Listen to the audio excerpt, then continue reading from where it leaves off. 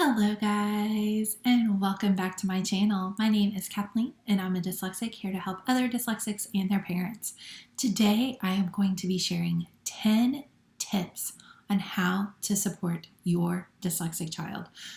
If you need ideas, easy ideas at that, to support your dyslexic, then this video is for you. Let's get into it.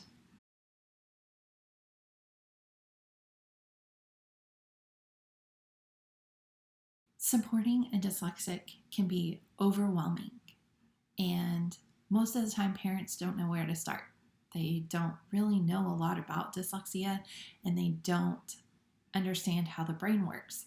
So with these tips, they will help you feel more secure and empower you to help your child. And most of these are very easy to implement. I know that when I had these put into place, my life became so much easier.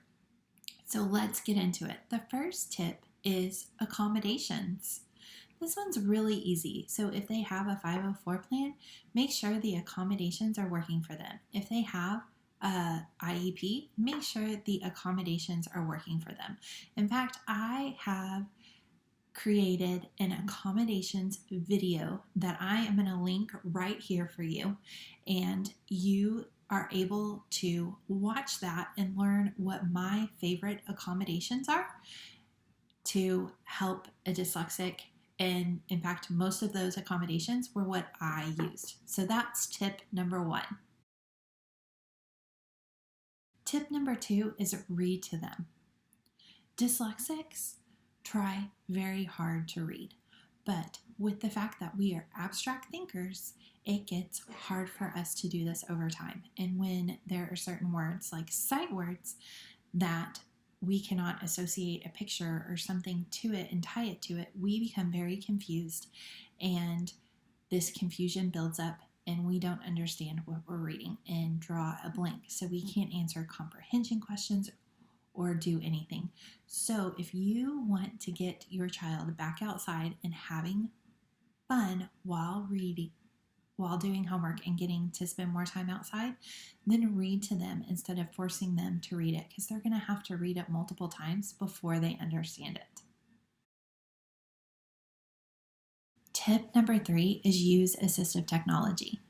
Do not think that assistive technology is an advantage. It's not. It actually levels the playing field. It helps dyslexics learn how to read. I mean, you still can't take away direct, explicit instruction, but it helps them learn, especially if the assistive technology highlights the words.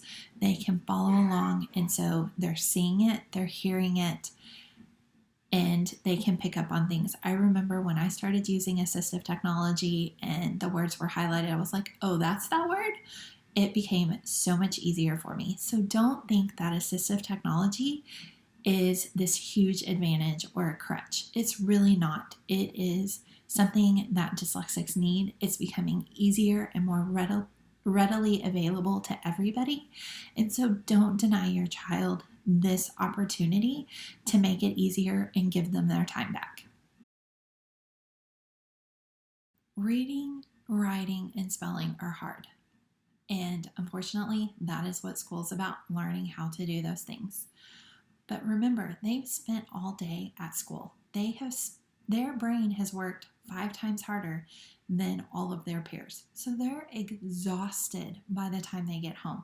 And so one of the things is don't spend hours doing homework with reading, writing, and math. They've done that all day. They need a break. So set a timer and just let it be. So if you set a timer for 30 minutes, have them read for 30 minutes, then they're good. Don't spend hours forcing them to read, because they're just going to regret it and it's going to take longer. But if you encourage them and give them, like the last 2 tips, you read it to them or assistive technology, then reading will become more fun and they'll enjoy it more. Tip number 5 is one that I talk about all the time, and I have lots of information about it, but make homework and learning multisensory. So I'm going to go ahead and link my multisensory video here for you because I go all into it and why it is such an advantage for dyslexics. But just a few things is we learn on the right side of the brain instead of the left side of the brain. We have to have direct, explicit instruction to learn how to read and write on the left side of the brain, which means that we absorb information through different pathways. And one of the only ways dyslexics have been able to learn is through multisensory learning, and that is getting information in different forms and through different pathways. So make sure you're making it multisensory because the information is going to be retained easier and easier for them to learn and attach it to other information. My next tip really does fall with all the other ones. Set a homework timer. Don't spend all night doing homework. Set a timer. If it's an hour, 45 minutes, even 30 minutes, whatever it is, set it. Once that timer goes off, you're done. Don't frustrate them by spending all night doing homework. I can remember growing up, and that's all we did. Homework all night long. All night long. It was very frustrating. And I mean, yes, it helped me be determined and it helped me be other things, but life's not all about homework and it will come in time. So set that timer and then go have fun. Tip number 7 is to do a sensory break. So sensory is allowing them to take a break in different ways. Some of the best sensory tips or play things that I know of is Play-Doh, kinetic sand, water beads, going outside and playing in the sandbox. Just something different than just sitting down and doing homework. So allow them to have sensory breaks before they start doing this. It lets them decompress and just kind of allow them to realize that they're at home, they're not at school anymore, and that they get that much needed break because they've spent hours sitting at school learning how to read, write, do math, and all those things. So allow for a sensory break before you even start homework. Tip number 8 is allow homework breaks or allow breaks. I still remember my mom and I were working on a project and it was so frustrating and we were working on homework and everything. She was frustrated, I was frustrated, and she looked at me and she goes, "You can go ride your bike for 5 minutes." That was in the 4th grade. I still remember it. It was the best break ever.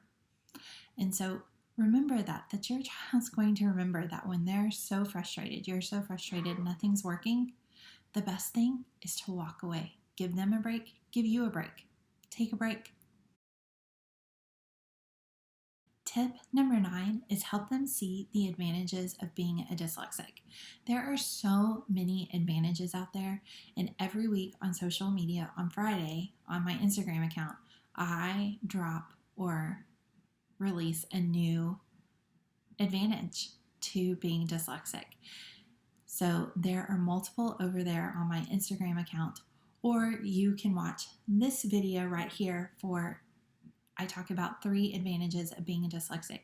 Make sure that your child understands that dyslexia is not just what they can't do, but there are certain things that they can do that other people can't. And when you start focusing on the positives and things they can do, it becomes so much easier for you and for them because they know that they can do things that others can't.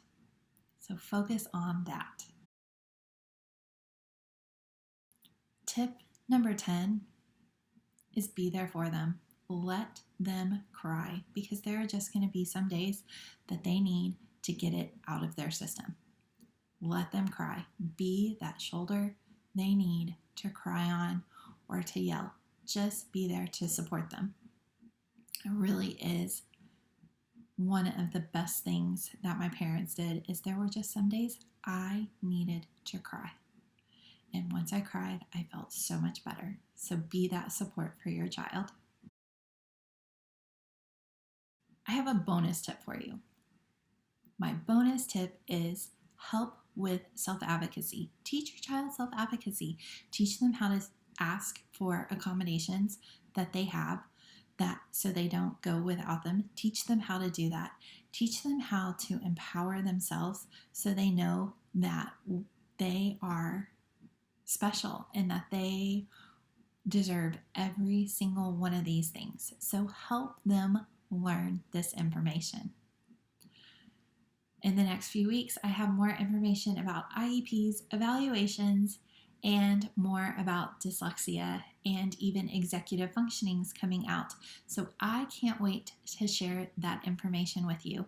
Guys, go ahead and subscribe to my email list because I'm giving away exclusive freebies over there, and I am giving away exclusive content that you're not going to see on my YouTube channel or anywhere else. So go ahead and subscribe to my email list. I have it linked below, and the minute you do, you get an awesome freebie, and you will continue to get freebies and awesome content that I'm not sharing with anybody else. Also, go ahead, if you like this video, give it a thumbs up and subscribe to my channel, and I can't wait to see you in the next one. Bye, guys!